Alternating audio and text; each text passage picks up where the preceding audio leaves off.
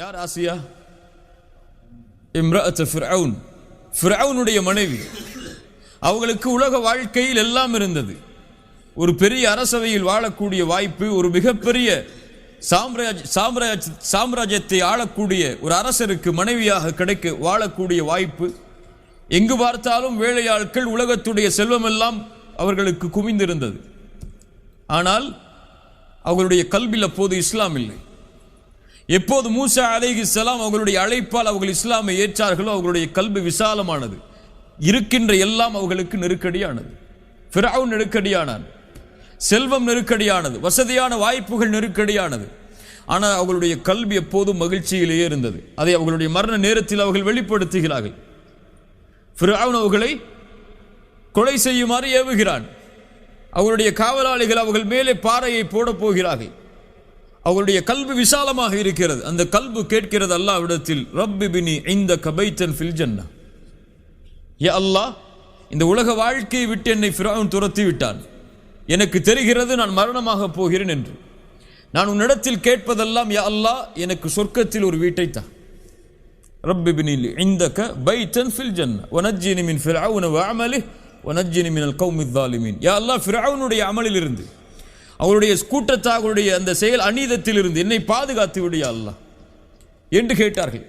அல்லாஹ் ரப்புல் ஆலமீன் யாரை பாதுகாத்தான்? ஆசியா அவர்களை பாதுகாத்தான். அவர்களுடைய நெருக்கடியை விட்டு அல்லாஹ் ரப்புல் ஆலமீன் அவர்களை விசாலப்படுத்தினான். இந்த இஸ்லாமை கொண்டு உலகத்திலும் மறுமையிலும். அதைத்தான் ரசூலுல்லாஹி ஸல்லல்லாஹு அலைஹி வஸல்லம் அவர்களுக்கும் அல்லாஹ் ரப்புல் ஆலமீன் கொடுத்தான். இந்த ஈமானை, இந்த இஸ்லாமை அவர்களுடைய கல்வியில் அது கிடைத்தவுடன் அது விசாலமானது. அலம் நஷ்ரஹ் லக ஸத்ரக், நபியே, இந்த ஈமானை கொண்டு, இந்த இஸ்லாமை கொண்டு உங்களுக்கு அல்லாஹ் உங்களுடைய கல்வை விசாலப்படுத்தவில்லையா? இவ்வளவு நெருக்கடிகள் அல்லாஹ்வுடைய தூதரை தாக்கினாலும் அல்லாஹ்வுடைய தூதருடைய உள்ளத்தில் நிம்மதி அளித்தது அவர்களுடைய ஈமான், இஸ்லாம். மூன்றாவது, அலம் யஜிதுக யதீமன் ஃபஆவா வவஜதக ضالًا ஃபஹதா வவஜதக ஆயிலன் ஃபஅக்னா. அல்லாஹ்வுடைய தூதர் பிறக்கும் போதும் செல்வந்தவர் அல்ல. அல்லாஹ் ரப்புல் ஆலமீன் ஹதீஜா ரலியல்லாஹு அன்ஹா அவர்களை திருமணம் முடித்து கொடுத்தான். அல்லாஹ்வுடைய அருளால் அவர்களை திருமணம் முடித்ததற்கு பிறகுதான் அவர்களுடைய வாழ்வில் செல்வம் வந்தது. அந்த செல்வமும் ஹதீஜா ரலியல்லாஹு அன்ஹா அவர்கள் மரணித்ததற்கு பிறகு அவர்களை விட்டு சென்று விட்டது. அல்லாஹ்வுடைய தூதருக்கு மதீனாவுடைய வாழ்க்கைக்கு பிறகு கனிமத்துடைய பொருட்கள் எல்லாம் வந்தது. ஆனால் அல்லாஹ்வுடைய தூதர் எதையும் தனக்காக எடுத்துக்கொள்ளவில்லை.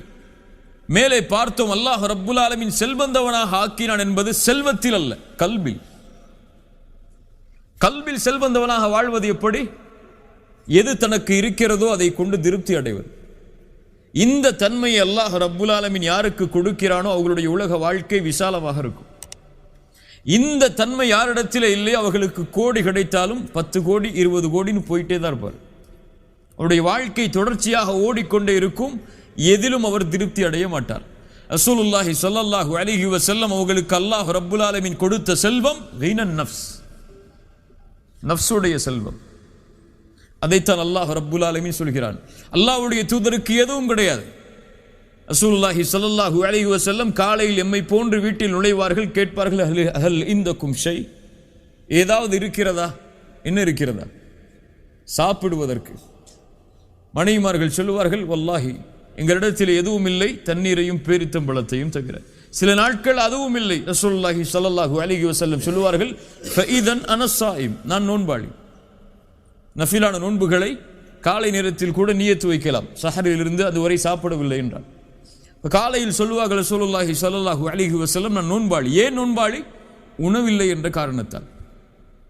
அகல் போர் ரசூலுல்லாஹி ஸல்லல்லாஹு அலைஹி வஸல்லம் மிக கடுமையாக சஹாபாக்கள் சோதனையில் ஆட்பட்டு நடந்த ஒரு போர்.